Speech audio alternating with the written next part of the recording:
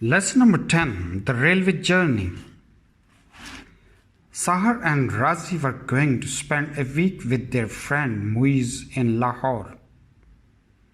Both their families had come to see the boys off at the station. Razi's dog Timmy was excited. He knew something was going on because everyone was talking to him and stroking him. Timmy was also going to Lahore. Sahar's father looked down the platform and saw the guard take out his green flag. He said, "Now boys, jump onto the train." Razi's father gave him a big hug and said, "Moise's father will meet you at Lahore city station. Be careful and don't do anything foolish."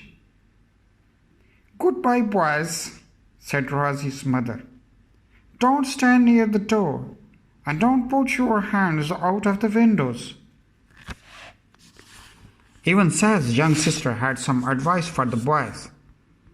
"Look after your bunny," she said, and pointed to the wallet that Razi had in his shirt pocket. The guard blew his whistle. Slowly, the train began to move. Everyone waved. The boys spread their sheets on the bunks. Razi took the lower bunk and Sahar had the one above him. Timmy curled up on the bottom of the Razi's bunk and lay there wagging his tail.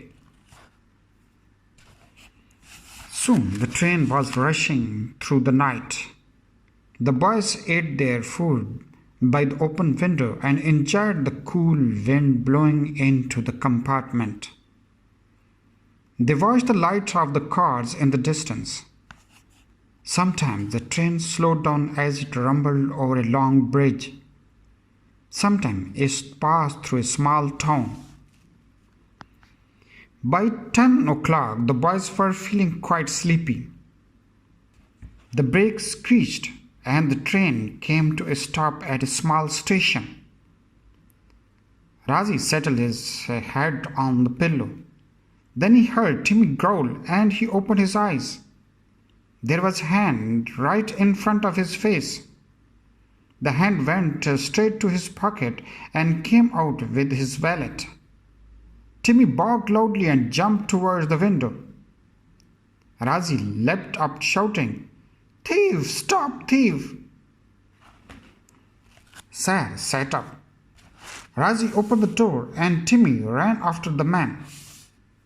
Razi jumped off the train and saw the man climb over some railing at the end of the platform. He was running after the man when he heard the whistle. Razi turned round. The train was leaving the station without him.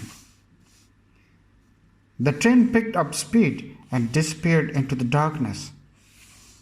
The station master and some other men came running. "What happened?" asked the station master. Razi quickly explained. Just then they heard a cry from the railway yard.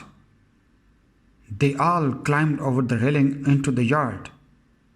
The cries grew louder. "Over there, near the wall," shouted one of the men. They ran toward the wall and saw a man standing there. Timmy was standing in front of him, growling and snarling. The dog had a piece of man's trouser in his mouth. In the man's hand was the Razi's wallet. "Well done, Timmy," cried Razi. "You have caught the thief." The dog stopped growling and began to wag his tail. Two of the men caught hold of the thief and marched him off to the station master's office. One of the men gave Razi his wallet. He was delighted, but then he remembered the train. "What shall I do now?" he asked. "My friend Sahar is on the train and it has left without me." The station master said, "Don't worry, my boy. You come with me." So Razi followed him. When they reached the platform, there was the train. And there was Sahar standing on the platform, surrounded by a large group of people. Razi ran up to him. Sir, sir, he shouted. I thought the train had left without me. I pulled the chain to stop the train, said Sir. The engine driver brought the train back. The boys and all the passengers boarded the train again. So they were off again. What an exciting story we will have to tell Muiz, said Razi, as the train rattled on through the night.